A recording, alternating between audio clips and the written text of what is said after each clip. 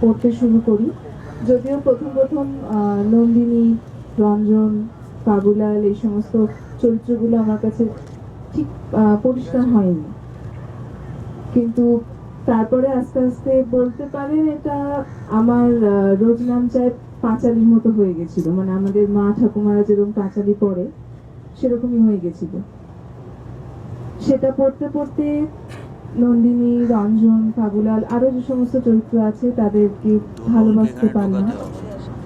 সাথে সাথে আমি আমাদের এই মহানগরকে দেখলাম, যেখানে প্রচুর ঐশ্বর্য, প্রাচুর্য সব আছে, কিন্তু বলতে পারেন মাটির সেই ভালোবাসাটা নেই।